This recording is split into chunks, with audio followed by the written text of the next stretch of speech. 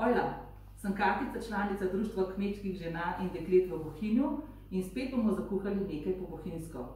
Danes se bomo poigrali z barvami, želeli smo pripraviti neko tako pisano zadevo in zato smo medse povabili Damirja iz hotela Triglav. Pozdravljen. Dobar dan, restauracija tudi. Ja, mi smo v bistvu se odločili, da danes pripravimo en koktel, ki se mu reče koktel za ponovne poživke. Je bil tudi prijavljen v sklopu te znamke Bohinjsko, glavna sestavina seveda ta naš bohinjski džin, karakter tudi v novi preobleki. Jaz imam tukaj neke dve verzije pripravljene, tudi bom malo razložil, kar se samih barv tiče, kaj se da narediti, če delamo z belim džinom, kaj se pa da narediti s tem, ki je iz divje češnje. Tako da, ja, pa kar relativno enostavno varianta, tako da mislim, da si ga tudi doma lahko lepo sami pripravite. Super, jaz komaj čakam že. Bomo pa poleg koktela, bomo pa mi skuhali njoke, in sicer njoke iz rdeče pese, tako da bo rdeče pasalo k rdečem, in pa njoke iz skute in kopriv.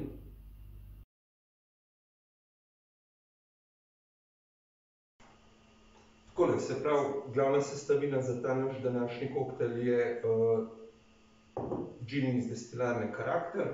Poleg imamo še malinin sirup, malinin pire, gazirana voda pa limitin sok. Zdaj, kar je najbolj pomembno, je, da že v štartu ohladimo kozarce.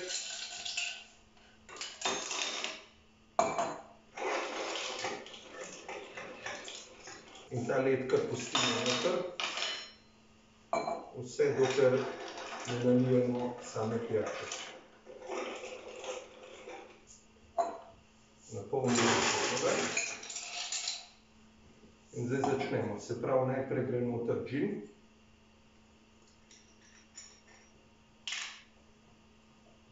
Jaz bom zdaj zmešal najprej enega, tako da 0,05. Zdaj, glede na to, da je ura že malo čez 10, dajmo še malo dodati. Takole.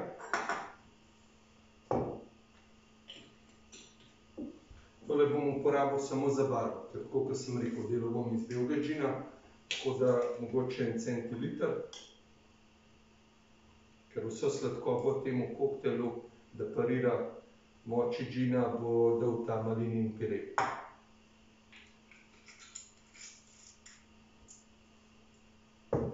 Jaz imam potem tukaj še maline. Iz tega bom naredil pire. Takole gremo naprej, dodamo limitin sok.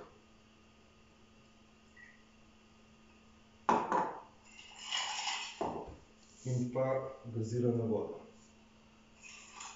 Ponavadi zraven džina dodajamo tonik, ampak v tem primeru smo se odločili za gazirano vodo in tudi v bistvu neverjetno dobra kombinacija, sploh če upoštevamo, da so te maline kot sirup zelo, zelo sladke.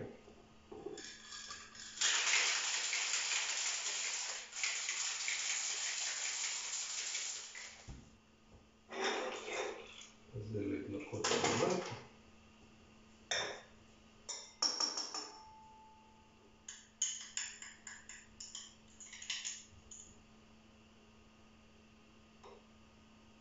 Tukaj imamo malinin sirup. Malo naribane limonine skorjice. In tukaj imamo zdaj koktelček. Se tudi ta pire lepo razlije.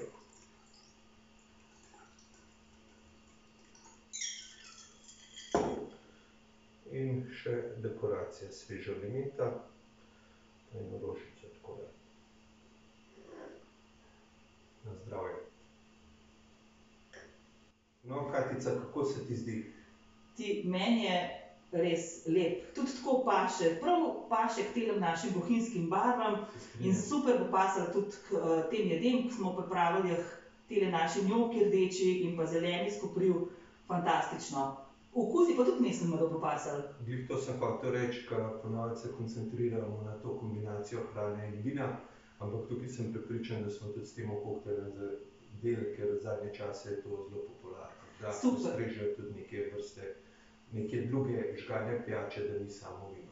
Ja, fajn. In jaz mislim, da tale koktel tudi, sicer niti ni takšni pripomočki, ampak tudi lahko ljudje sami to doma naredijo, da ni tako težko. Pa ko me čakam na probo. Super, bova. Izvoli. Hvala. Prosim.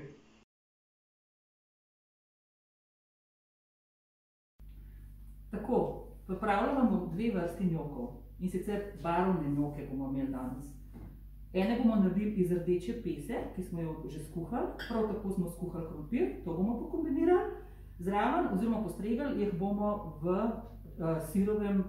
sirovi čipki oziroma v sirovi skodelici. Druge njoke bodo pa zeleni, tako da bo kontrast. Bomo pa naredili iz kopriv, ki smo jih nabrali tam zunaj. Zdaj so take fajn, mlade, naberete zmeraj sveže. In pa dodali bomo malo moke. Takole, najprej se bomo lotili njokov iz kopriv. Res enostavno. Koprive, kot sem že rekla, smo zunaj nabrali, nabiramo samo mlade liste kopriv. Ko so že malo starejše, so bolj grenke, tako da niso tako okusne. Koprive smo oprali, tukaj nam voda že vre, vodo fajn solimo. Počakamo, da orang zavre. Tukaj zraven smo si pa pripravili vodo, mrzlo vodo, dodali smo še led. Zdaj, če ledu nimate, res dajte res mrzlo vodo. Zakaj mrzlo vodo? Ker koprive bomo samo blanširali, to pomeni, da jih bomo na hitro pomočili oziroma dali v vrelo vodo za 3 sekunde in takoj dali v mrzlo vodo in ta voda nam bo ohranila barvo. A veste, ko doma delate kakšno špinačo ali pa kakšno zeleno stvar, potem, ko je kuhano pa take sive barve. To je to, s tem se izognete tem nevšečnostim. Takole, voda nam res vre, voda mora res vreti orang in damo koprive noter.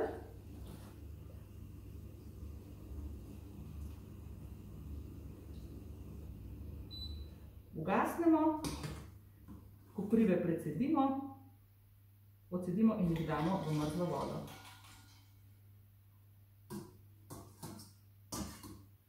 Koprive imamo pripravljene, a vidite, kako so lepo barvo ohranile. Res so lepe zelene, tako kot morajo biti.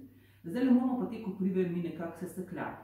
Zdaj, če nimate sekljalnika, lahko sekljate tudi na roko, pač na nož ali pa tako čist po želji, samo važno je, da je to sesekljano, da ni v kosu.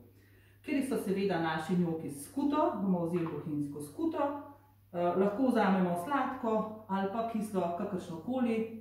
Naj povem, da se vse te zadeve, tele skuta, jajca, maslo ali karkoli dobi na lokalni tržnici, v Bohinju ali pa pri lokalnih kmetih, tako da se poslužujte teh izdelkov. Zdaj, kakšno je razmerje? Približno 1:1, skuta pa koprive. Mi bomo tole kar vse skupaj zmiksali, zato da bo tudi taka bolj homogena masa. Ker je ta skuta bolj suha, bo tudi tako prišlo bolj suhe, pa mogoče bo tudi kakšna pikica skute vmes, kar sploh ni tukaj pomembno, ampak boste videli, bo še lepš prišlo pol ven tele naši njoki. Takole.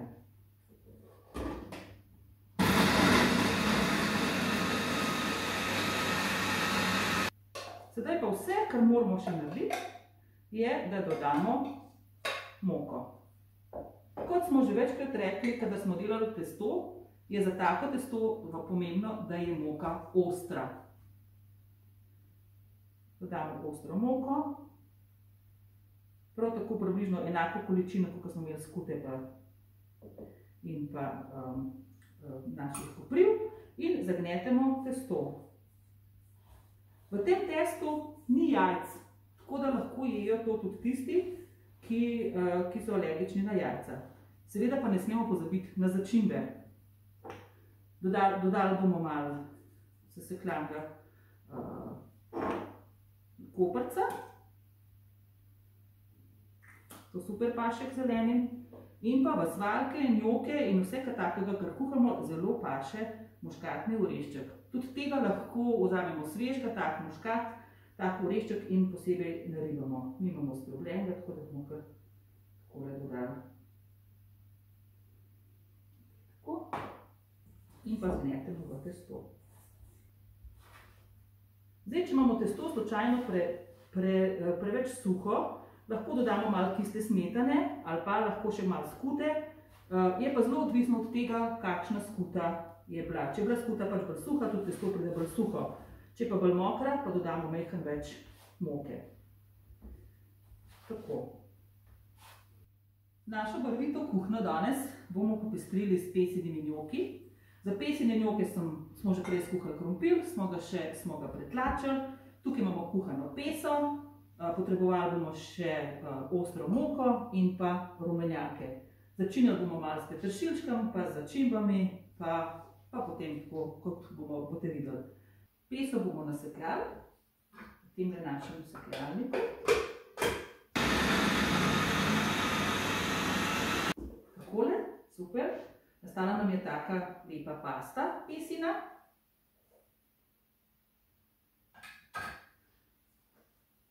Kot vedno pri krompirjevem testu oziroma kadarkoli delamo s krompirjem, je razmerje med krompirjem, ostalimi stvarmi in moka 1:3. To se pravi, mi imamo tukaj enako razmerje krompirja in pese, približno, zdaj le deko gor dol, to sploh ni problem.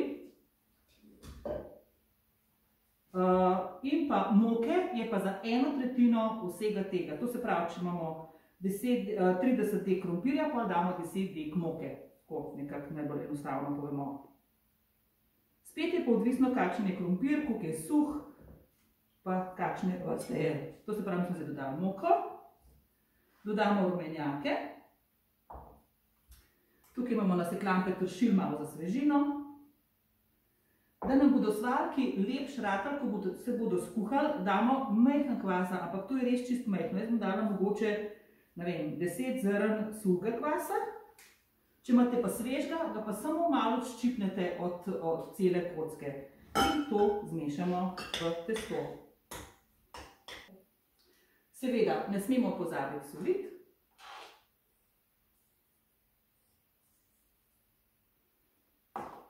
In pa dodali bomo malo muškatnega oreščka.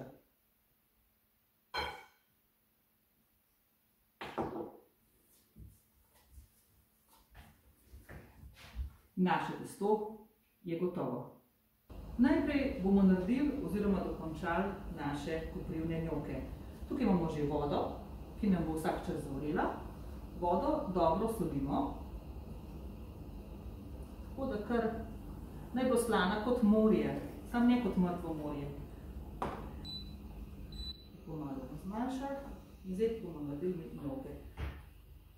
Oblikujemo tarčo oziroma svark.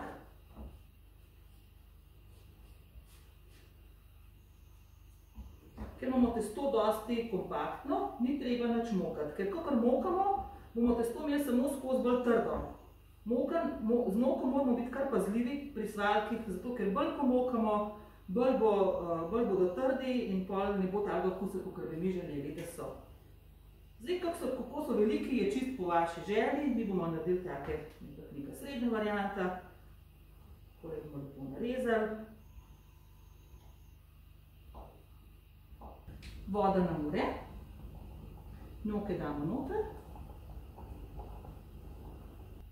Počakamo, da splavajo na vrh, da vrejo še 3-4 minute, potem so naši njoki gotovi.